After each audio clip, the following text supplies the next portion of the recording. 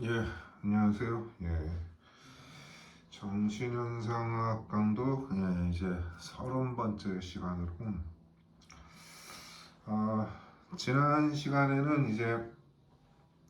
음, 이제 그 칸트의 지난 시간에는 칸트의 하나의 뭐 추상적인 이런 범주론을 이제 비판을 했었고, 오늘도 이제 그 기존 범주론에 대한 이제 비판의 연장선상에서 오늘은 이제 피테의 이제 역시 공허한 관념론을 이렇게 비판하는 이런 문장입니다. 그래서 이제 그 이런 이제 관념론이라고 하는 거는 이제 특히 이제 피테 같은 경우에는 이제 칸트의 그 철학을 피테가 어떻게 보면 이제 칸트의 철학을 대변을 해온 겁니다. 대변을 해온 건데 이제 그 칸트는 저기 뭐 퀘니스베르크라고 지금의 저 러시아 영토죠. 아주 멀리 떨어진 거의 예나에서 한 1000km 1000km 정도 떨어져 있는 거리에 있어서 이제 이미 당시에도 이제 칸트는 유명했지만은 즉 퀘니스베르크에서 이제 칸트는 두문불출하고 나오질 않고 그리고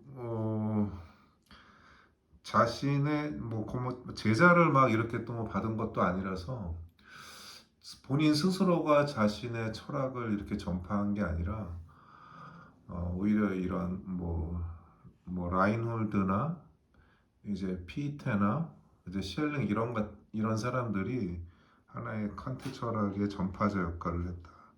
이렇게 보시면 되겠습니다.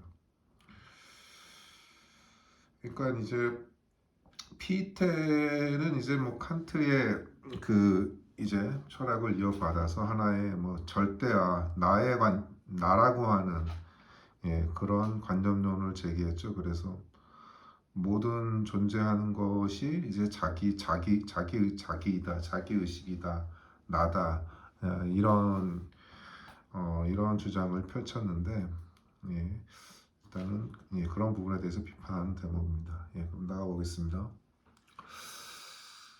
Äh, dass er in allem Sein dieses reine Mind des Bewusstseins aufzeigt und Ding als Empfindungen oder Vorstellungen ausspricht, es als vollendete Realität aufgezeigt zu haben, band.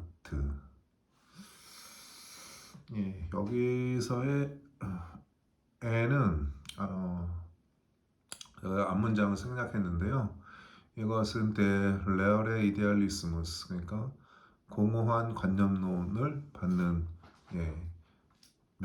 인칭 대명사입니다. 그게 이제 남성이라서 에로 이렇게 받았습니다. 그것은 이제 공허한 관념론은 모든 존재에서 이날렘자인 모든 존재에서 의식의 이 순수한 자기 마인 나라고 하는 거죠. 나라고 하는 거는 이제 피테의 그 나라고 하는 그 부분을 피테는 이희라고 하는데 그런 부분을 염두한 것입니다. 이 순수한 자기를 드러내고 띵게 사물들은 감각 또는 이제 표상이라고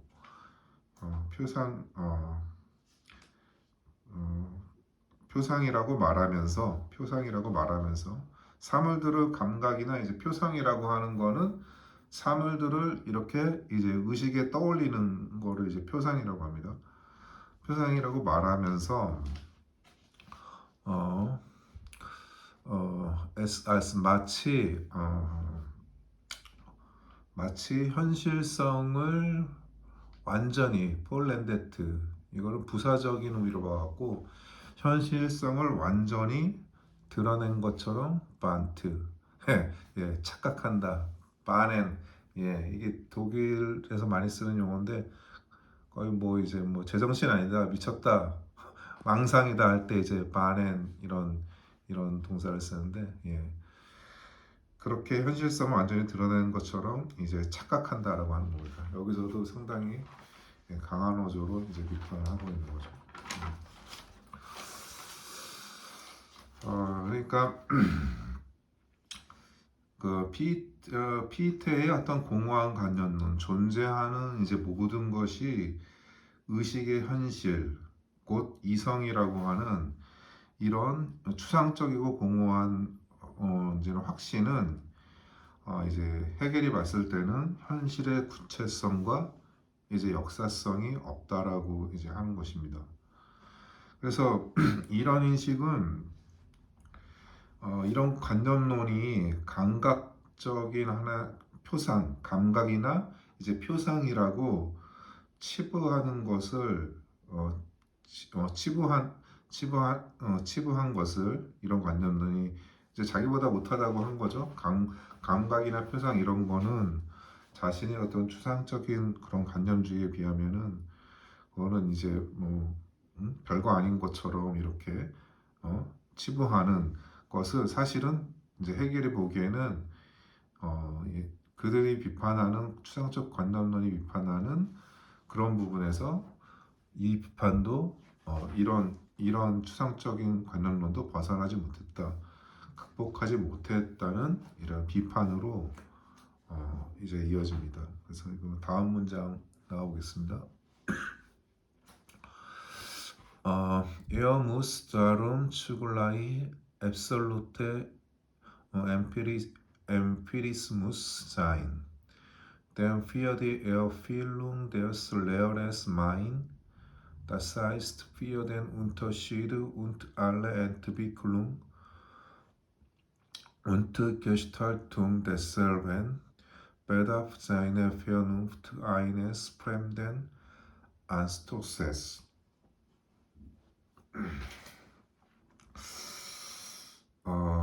따라서 그것은 이제 그런 공허한 관념론을 갖는 겁니다. 따라서 그것은 한 절대적인 엠피리스무스, 경험론, 절대적인 경험주의가 되어야 한다. 왜냐하면 Für die Erfüllung, 공허한 나, 레어렌 마인스, 공허한 나를 채우기 위해서는 다스아이스트, 즉 다시 말해 그러한 이제 그러한 공허한 자기에게 차이와 모든 전개, 엔트비클룽, 그리고 형상을 부여하기 위해 그의 이성은 자인의 페어눈푸트, 이성은 하나의 외부의 낯선 안스토세스는 자극이 필요하기 때문이다. 그러니까 이제 가만히 있기만 한 공허한 텅 빈 자기에게는 이제 자극이 필요하다는 겁니다. 왜냐하면 아무것도 없기 때문에 뭔가 거기가 내용이 있어야 되는 거죠.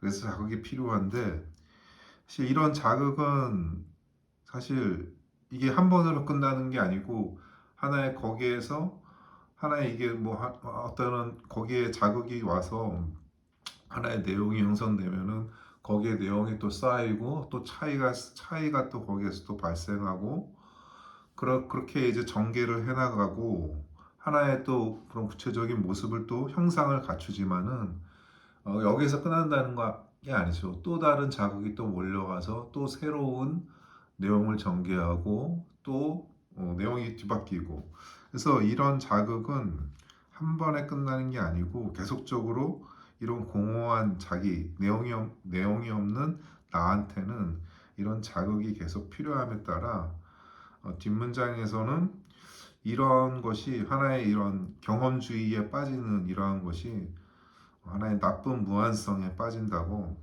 헤겔은 이제 뒷문장에서 비판합니다. 더군다나 뒷문장에서 이제 헤겔은 이런 공허한 관념주의는 또 회의주의와 다를 바 없다. 이 정신한 상황에서 회의주의를 다뤘지만은 회의주의와 다름없이 다를 바 회의주의는 오히려 좀 부정적으로 이런 어떤 경험이나 이런 것들을 비판을 하는데 이런 순수 의식은 회의주의보다도 더 어떻게 보면은 못한 걸로 이렇게 비판을 하고 있습니다. 그래서 순수 의식의 현실과 감각적 표상의 현실도 이러한 순수 의식은 이러한 추상적 관념론은 이제 결합시키지 못한다고 이렇게 말하면서 뭐 자신이 어떻게 보면은 이런 추상적 관념론이 비판한 경험주의를 자신 스스로도 경험주의에 빠지고 있다라는 이런 비판입니다.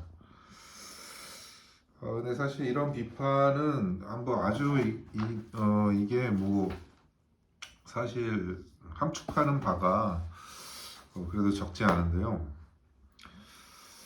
피테의 그런 나라고 한 그런 절대 자아의 관념론은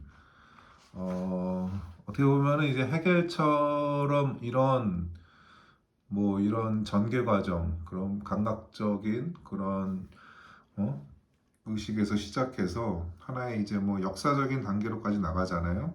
헤겔 같은 경우에는.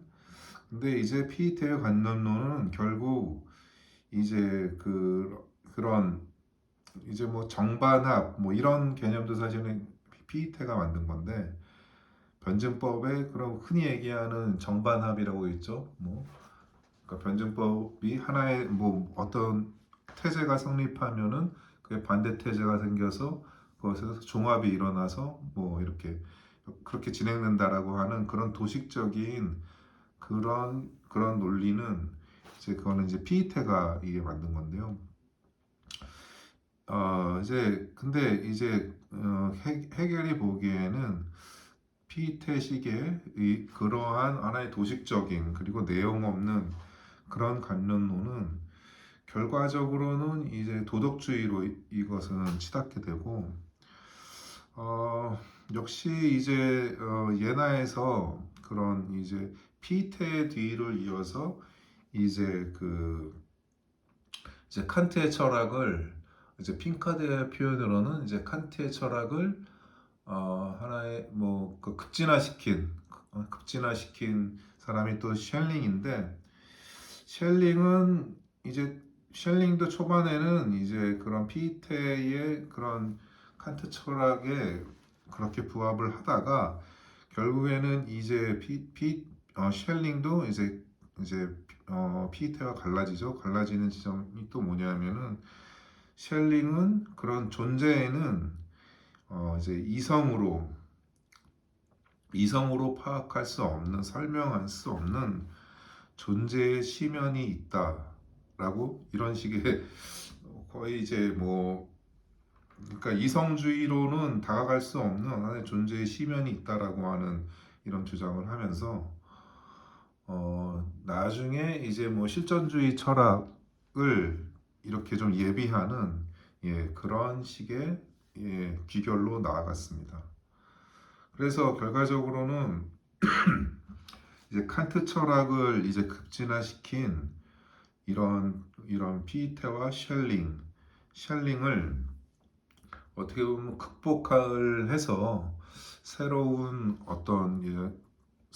철학을 전개한 게 이게 헤겔인데 하지만 헤겔의 시도 역시 이것이 과연 이제 타당한 것인가?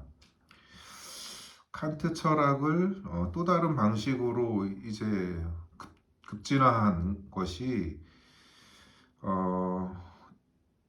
그거 급진화한 것도 역시 헤겔이 아닌가. 특히 이제 이성이 곧 그 역사를 통해 매개된 어떤 사후적인 진실이라고 하는 이게 헤겔의 정신현상을 통해서 이제 이성은 이제 헤겔은 이성이 현실이다라고 이렇게 얘기하는데, 그 이성이 현실인 거는 그 역사의 모든 과정을 통과하고 난 다음에 그것이 하나의 이성이었다고, 사후적으로 이거는 그것이 이성이 현실이라고 알 수 있는 거기 때문에, 이러한 부분들은 상당 부분 칸트의 역사 철학을 다르게 표현하거나 그것을 새롭게 구성한 것으로 볼 소지도 저는 있다고 봅니다. 그래서 여전히 이제 칸트의 철학이 상당히 중요한 전고로 마련되어 있고, 칸트를 극복을 했다라고 말하기에는 상당 부분 논란의 여지가 좀 많은 그런 부분이 있다라는 이런 생각이 들었습니다. 그러니까 이제 특히 이제 1800년도 그 기점에 그 1800년도 전에 한 10년하고 그 이후에 한 몇 년간 그 예나가 거의 이제 독일에서 상당 그런 학문적인 그런 자유를 많이 누릴 수 있는 상당히 역사적인 그런 조건에 놓여 있어서, 여기에 아주 그 자연과학, 법학 뭐 아주 훌륭한 학자들이 예나로 이제 모여들었는데, 그 대표적인 견인차를 한 게 또 이제 피테가 칸트 철학을 여기에서 강의를 하면서 엄청난 그 학생들을 이제 정말 구름 같은 학생들이 피테한테 몰려와서 그의 강의를 들었다고 합니다. 칸트 철학을, 그러니까 칸트는 이제 1804년도에 죽었으니까 칸트도 알았겠죠. 예나에서 자신의 철학이 거의, 그러니까 자신의 칸트의 철학을 거의 대변을 해온 곳이 예나 대학이었습니다. 칸트, 그러니까 피테와 이제 쉘링. 근데 이제 헤겔은 이제 이런 예나에서의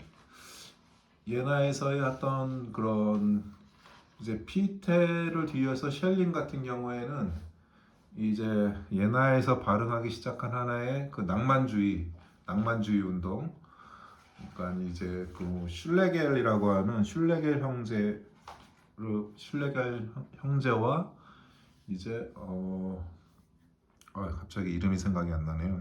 아무튼 뭐 이런 사람들이 막 이제 전파시킨 그 낭만주의 운동의 그 이제 쉘링은 상당 부분 동화되어 있었고, 그래서 그가 이제 쉘링이 이런 그런 이성적 존재라고 하는 것을 하나의 이성을 넘어서는, 이성으로는 파악할 수 없는 것으로 이렇게 좀 설명하는 것은 상당 부분 그런 낭만주의에 동화된 그런 시각을 반영하고 있고, 그래서 나중에는 이제 뭐 자연 철학이라는 그런 주제로 또 쉘링은 나가기도 했습니다. 근데 거의 이제 이런 낭만주의 운동의 거의 끝 무렵에 헤겔이 이제 외나라 와서 이제 뭐 그런 사강사로 있으면서 거의 이제 그 낭만주의 운동에, 그리고 이제 그 칸트 철학, 이제 피테식의 칸트 철학이 거의 이제 막다른 이제 거의 끝물일 때 헤겔이 여기 와서 이런 낭만주의를 또 비판을 하는 그런 글도 이렇게 쓰면서, 여기에서 현상학에서도 이런 부분이 낭만주의에 대한 비판 의식이 암묵적으로 이렇게 깔려 있다고 볼 수 있습니다. 오늘은 여기까지 하겠습니다. 감사합니다.